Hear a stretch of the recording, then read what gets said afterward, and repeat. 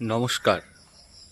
স্বামী বিবেকানন্দ বহুজন হিতায় বহুজন সুখায় তিনি বেলুড় মঠ প্রতিষ্ঠা করেছিলেন। অর্থাৎ বহুজনের হিত হবে, বহুজনের মঙ্গল হবে এবং বহুজনের সুখ হবে, সেজন্য বেলুড় মঠ করেছিলেন। কিন্তু দুর্ভাগ্যের ব্যাপার, সেই বেলুড় মঠ কিন্তু দুষ্কৃতীদের আক্রমণের হাত থেকে রক্ষা পায়নি। আপনাদের মনে আছে সেই সেবক রোডের ঘটনা উত্তরবঙ্গে, যেখানে মিশনের গেটে তালা ঝুলিয়ে দেওয়ার অভিযোগ উঠেছিল তৃণমূল আমলে। শুধু উত্তরবঙ্গ নয়, আমাদের এই দক্ষিণবঙ্গেও এরকমই একটি ঘটনা ঘটেছিল। সেখানে সরকার থেকে পাওয়া পুকুরের লিজ, সেই পুকুর দখল করেছিল দুষ্কৃতীরা। আর এমনই অবস্থা যে রাজ্যে যখন পালা বদল হলো, তখন সেই পুকুরের দায়িত্ব রামকৃষ্ণ মঠ নিজের হাতে নিল। কি সেই ঘটনা? পুরো ঘটনার কথা জানতে সম্পূর্ণ ভিডিওটি দেখার অনুরোধ থাকলো, আর আমাদের চ্যানেলটি সাবস্ক্রাইব করার অনুরোধ থাকলো।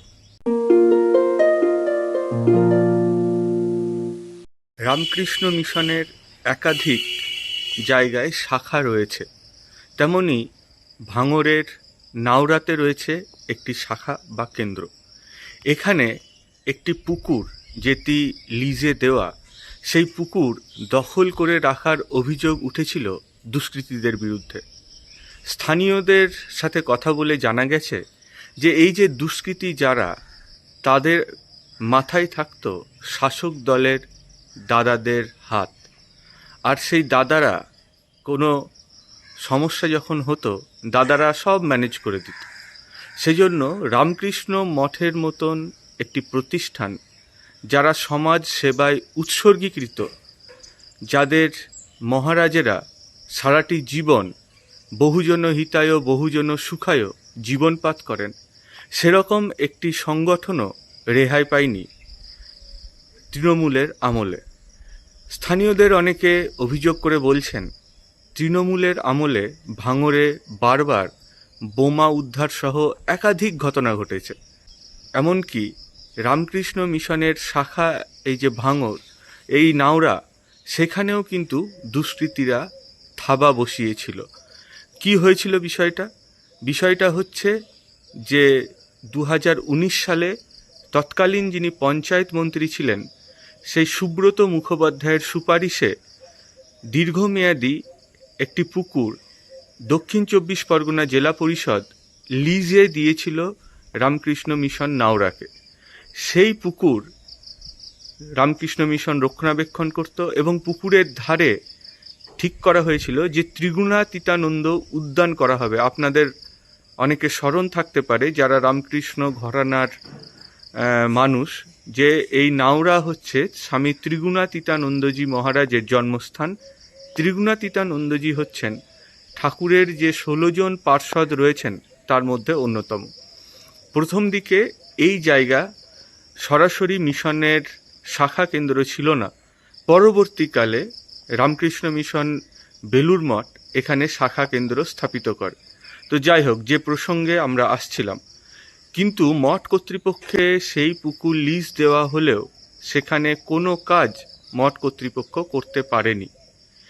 এমনকি স্থানীয়রা এটাও অভিযোগ করছেন যে বিষয়টা নিয়ে মঠের মহারাজেরা সেই সময় যারা ছিলেন দায়িত্বে প্রশাসনের, তাদেরকে অনেকবার জানানো হয়েছে, কিন্তু তারপরেও কোনো লাভ হয়নি। তবে এবার রাজ্যে পালা বদল হয়েছে। আর কি আশ্চর্য জানেন? পালা বদল হতেই সেই পুকুরের নিয়ন্ত্রণ রামকৃষ্ণ মিশন নিজেদের হাতে নিল। আমার বক্তব্য হচ্ছে যে রামকৃষ্ণ মিশনের মতন একটি প্রতিষ্ঠান, যারা সমাজে স্বাস্থ্য, শিক্ষা, সমস্ত ক্ষেত্রে সার্বিকভাবে উন্নতির চেষ্টা করছেন, সেখানে দুষ্কৃতীদের হাত থেকে তাদেরও রেহাই মিলল না। আরও আশ্চর্যের কথা, স্থানীয়রা অভিযোগ করছেন যে প্রশাসনের একাংশের মদতেই দুষ্কৃতীরা এত দিন ধরে সেই পুকুর অধিকার করে রেখেছিল। নাওরা রামকৃষ্ণ মঠের বর্তমান অধ্যক্ষ স্বামী দিব্যরূপানন্দজি বলেন, এবার এই লিজে পাওয়া জলাশয় ঘিরে যা পরিকল্পনা ছিল সেটা করতে আর কোনো সমস্যা নেই। আপনারা জানেন ভোটের রেজাল্টের পরে পশ্চিমবঙ্গে পালা বদল হয়েছে, আর পালা বদল হতেই এখন সেই পুকুর রামকৃষ্ণ মিশন তারা অধিকার পেয়েছে। এরকমের ঘটনা অত্যন্ত অনভিপ্রেত। কেন রামকৃষ্ণ মিশনের মতন প্রতিষ্ঠানকে এই ধরনের হ্যারাসমেন্টের শিকার হতে হবে? এই ভিডিওটি শেয়ার করার অনুরোধ থাকলো, আর আমাদের চ্যানেলটি সাবস্ক্রাইব করার অনুরোধ করছি। নমস্কার।